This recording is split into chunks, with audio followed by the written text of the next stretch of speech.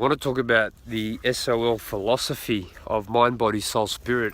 And I was reminded by one of the followers. Thank you for bringing it up so I can go over it and explain the difference between each one, because you can easily debate the soul and the spirit being the same thing, and what's the difference between the mind and the body and the rest of it.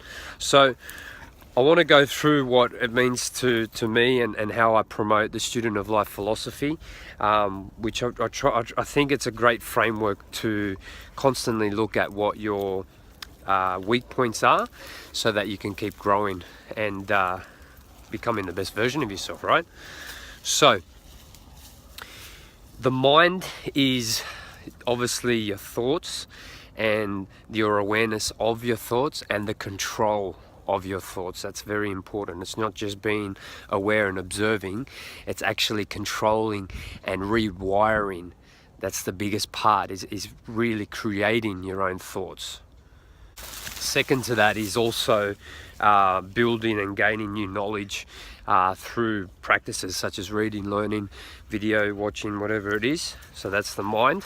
Then we have the body, which is obviously how we look, but more importantly how we feel, how much energy we got, the vibrancy, our health, how much vitality we have. That's very important.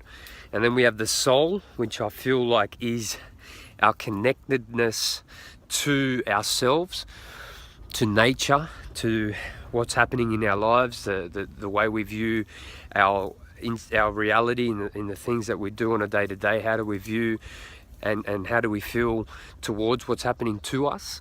And then our spirit is the passion, how happy are we with waking up each day. So that's kind of the four pillars that I kind of think that sum up the human experience. Now, what's the difference between them?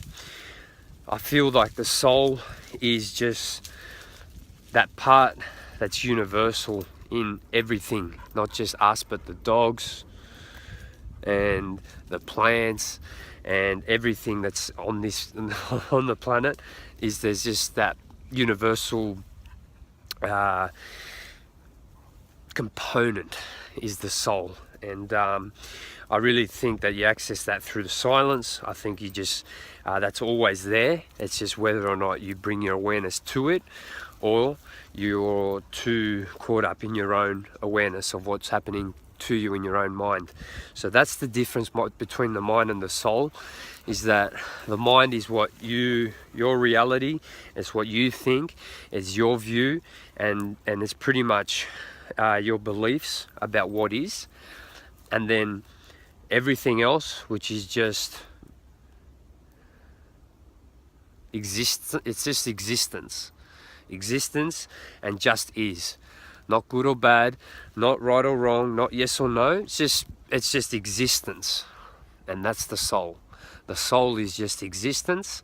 But more than that also is that because it's universal, it's always going to be for the greater good. It's always going to be looking to evolve. That's nature. Nature evolves. Nature starts as a seed, and then it gets water and sun, works symbiotically with everything else around it, and then it creates a flower. That whole cycle is the soul. So we have that cycle in us as well. So the difference between the soul and the spirit is that I find the spirit to be more moving. It's kind of the soul but in action. So the spirit is when you just hear your favorite song and you just lose yourself. You just can't help but dance. The spirit is just when you get your boyfriend or girlfriend that you've loved your whole life say yes to your first date. Your spirit is just that passion that you're just like, fuck, how good is life? That's the spirit in play. So I separate the two because the soul is the complete opposite of that. The soul is just complete silence and very still and very quiet, whereas the spirit is expression. The spirit is just out there and full of life and passion. So that's the difference between the two. And then the difference between the mind, like I said, the mind is just fixated on what it's seen to be true and what it believes to be true, and it kind of holds it's judgmental. It's got its own opinion. okay? Whether the opinion is right or wrong, it's only going to be right or wrong in its own view, because there's millions of us, billions of us, so there's billions of opinions. So it plays that game, but the mind that's a negative, obviously, but the mind's got a very good positive aspect to it, because it separates us between us and the dogs. So we morally know not to go and run up to a human and take their food, whereas Jax, if there's guys eating especially something that's got meat in it, he won't even think twice and he'll go and try and eat that thing off him. So that we do have something more evolved than animals, and that is the mind. So we can play that to our benefit, but in my opinion, I just think 20% is maximum energy and awareness that we need to be taking towards the mind. 80% is shared between the soul and the spirit. Whether you need answers or whether you need happiness, I think if you need answers, you spend the 80% towards your soul, and if you want happiness, you spend that 80% towards your spirit. That's just my opinion. And then the body is just, you know, we are universally the same deep down inside, the soul and the spirit, but the body still needs to be taken care of. You know, it's very common to be really spiritual, but, you know, for example, I'm not being judgmental, but be unhealthy and overweight. It's not, that's just complete you're not fully embodying the whole experience then. You're kind of neglecting the body which we've chosen to experience this reality with, but we're neglecting it by not eating well and not moving our bodies enough and not sleeping enough and having drinks, alcohol and cigarettes and coffee and all this shit that fucks you up, really. We're not respecting the human experience. We've chosen to be humans in this reality, so part of that is the body.